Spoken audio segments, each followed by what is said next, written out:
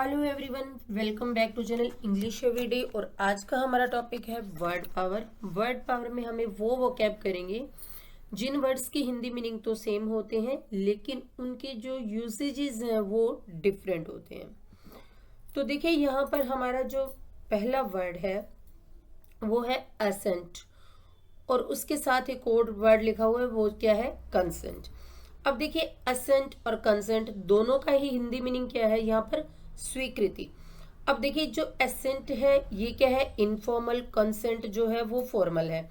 Ascent जो स्वीकृति होती है वो कोई भी दे सकता है और किसी की भी स्वीकृति मानी जा सकती है। जैसे एक बच्चा भी अपनी असेंट दे सकता है, लेकिन वो जो बच्चे की असेंट है वो कब मानी जाएगी, जब उसके पेरेंट्स क्या करते हैं, बच्चे के बिहाफ पे क्या करते हैं, कंसेंट देते हैं अपनी।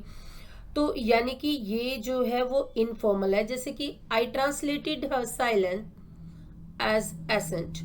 तो मैंने क्या मान लिया, मैंने क्या ट्रांस कर लिया, उसके साइलेंस को मैंने उसकी क्या मान लिया, उसकी स्वीकृति मान लिया। अब जैसे नेक्स्ट है यहाँ पे कंसेंट। कंसेंट का मतलब भी स्वीकृति है। The chancellor has given his consent. अब देखिए जो चांसलर है यहाँ पे क्या है, एक रिस्पॉन्सिबल पर्सन जो है, हैज गिवन हिज कंसेंट, उसने अपनी स्वीकृति दी है to preside over the function, function की अध्यक्षता के लिए। अब नेक्स्ट वर्ड जो है वो है एडिक्टेड और डिवोटेड। देखिए दोनों का ही जो मतलब होता है वो होता है समर्पित, लेकिन एडिक्टेड यहाँ पर बुरे अर्थ में यूज होता है और डिवोटेड अच्छे अर्थ में। यानी कि यहाँ देखिए he is addicted to drinking, वो क्या है, वो शराब पीने का आदी है, यानी कि वो शराब को समर्पित है। तो ये क्या है, बुरे अर्थ में है। एडिक्टेड किस में होता है, हमेशा एडिक्शन बुरे अर्थ में होती है। Devoted, I am addicted to my duties, मैं अपने कर्तव्यों के प्रति समर्पित हूँ। तो डिवोटेड किस लिए आता है, या कोई भगवान के प्रति समर्पित होता है, तो ये किस में होता है, अच्छे अर्थ में यूज होता है। थर्ड हमारा वर्ड है एवेंज और नीचे जो वर्ड लिखा हुआ है वो है रिवेंज। दोनों का मतलब ही क्या होता है, बदला लेना। अब अवेंज जो होता है वो होते है किसी और के लिए बदला लेना। जैसे कि he will avenge the murder of his bosom friend, वो अपने जिगरी दोस्त की हत्या का बदला लेगा। तो अवेंज किसी के लिए बदला लेना, रिवेंज हमेशा अपना बदला लेना। जैसे कि the Rober took revenge on the officer who had arrested him, तो वो जो चोर था, जो लुटेरा था, उसने क्या, अपना बदला लिया उस ऑफिसर से जिसने उसे अरेस्ट किया था। अब देखिए फोर्थ है यहाँ पे बैटल, फाइट, वॉर। अब ये तीनों जो है, तीनों का मीनिंग होता है, तीनों वर्ड्स का युद्ध। लेकिन यहाँ पर जो मेन अंतर है वो किसका होता है, ड्यूरेशन का, टाइम पीरियड का। देखिए अब यहाँ पे हम बात करते हैं जैसे फाइट की। सबसे पहले अगर हम असेंडिंग ऑर्डर में देखें तो सबसे पहले फाइट, फाइट क्या होती है, टू और मोर पीपल के बीच में होती है, बहुत थोड़े समय के लिए होती है, फिर उसे कंट्रोल भी कर लिया जाता है। नेक्स्ट हमारा जो वर्ड है वो है बैटल। बैटल में क्या होता है, दो या दो से ज्यादा आर्म्ड फोर्सेस के बीच में होते हैं। और ये देखिए यहाँ पर इसका हम पहले बैटल का देख लेते हैं सेंटेंस। तो मैं कह रही थी कि दो या दो से ज्यादा आर्म्ड फोर्सेस के बीच में होता है और कब तक होता है, जब तक निर्णय नहीं हो जाता। द थ्री इंपोर्टेंट बैटल्स व फोर्ट एट पानीपत, पानीपत में तीन जो है मुख्य युद्ध लड़े गए। फाइट का देखिए द हिंदू एंड मुस्लिम, साथ देखिए ये दो कम्युनिटीज हैं, इनके बीच में क्या हुई, फाइट हुई। ओफन फाइट फॉर नथिंग, दोनों ही बिना किसी कारण से झगड़ते रहते हैं, यानी कि वो थोड़े पीरियड का झगड़ा होता है और फिर से थोड़े दिन बाद सब कुछ नॉर्मल हो जाता है और फिर से वो क्या करते हैं, फाइट करते हैं, फिर से युद्ध करते हैं। अब थर्ड यहाँ पे नेक्स्ट जो वर्ड है वो है वॉर। वॉर हमेशा नेशंस के बीच होता है और उनके ड्यूरेशन के लिए हम कुछ भी नहीं कह सकते कि वो कितने लंबे चल सकते हैं। A third world war will destroy everything, जैसे कि दो तो पहले लड़े जा चुके हैं और उनके विनाश को भी हम देख चुके हैं, लेकिन अगर तीसरा विश्व युद्ध हुआ तो क्या होगा, सब कुछ खत्म हो जाएगा।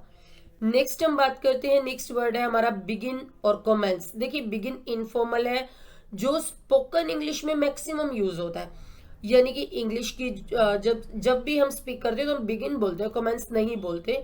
और लीगली जो भी नोटिस वगैरह जारी किए जाते हैं उनमें कमेंस ही ज्यादा यूज होता है। बिगिन का मतलब होता है शुरू करना, I will begin the work soon, मैं अपना कार्य जल्दी ही शुरू करूंगा।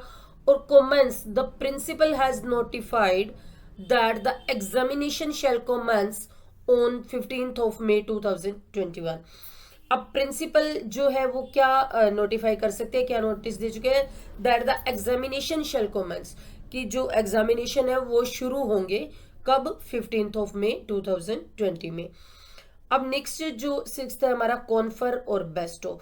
देखिए कॉन्फर जो होता है वो फॉर्मल है, बेस्टो इनफॉर्मल है। बेस्टो में तो होता है किसी को भी कोई चीज जैसे हैंड ओवर कर देना, कोई गिफ्ट है, कोई प्रेजेंट है, कुछ भी। लेकिन कॉन्फर क्या होता है कि उसमें फॉर्मल होता है कि किसी भी रिस्पॉन्सिबल हाई अथॉरिटी द्वारा जो है कुछ दिया जाता है, जैसे the president of India confers title to great man.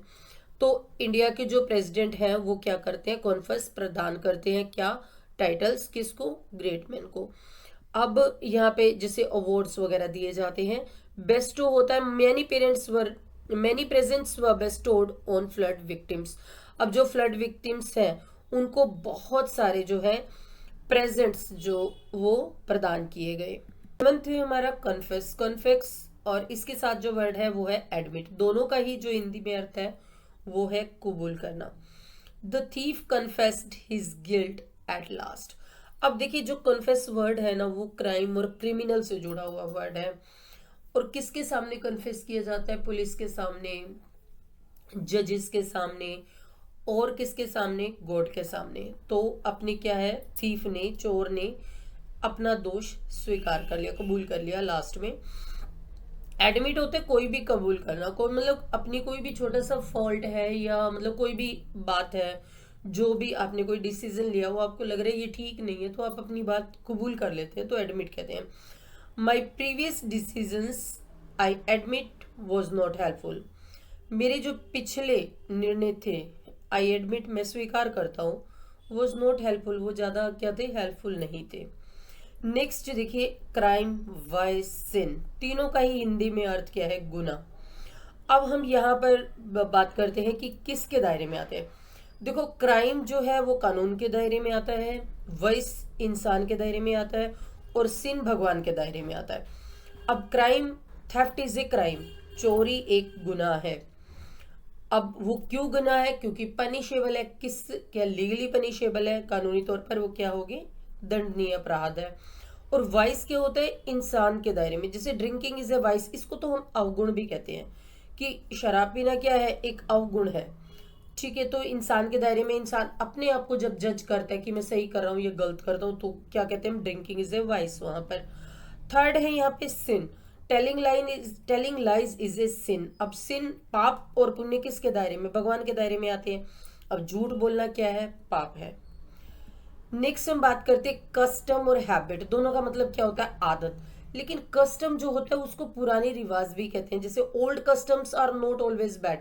अब पुराने जो रिवाज होते हैं, कुछ ऐसी आदतें होती है पुरानी जो चली आ रही हैं लोगों की, पर वो हमेशा बुरी नहीं होती।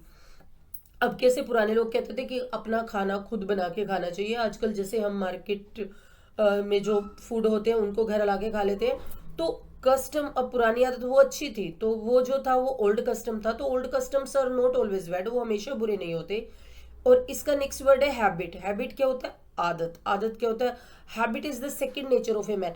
वो काम, वो कार्य जो हम करना नहीं चाहते और हमसे हो जाते हैं, दैट्स आर कॉल्ड हैबिट, उनको क्या कहते हैं, हैबिट कहते हैं।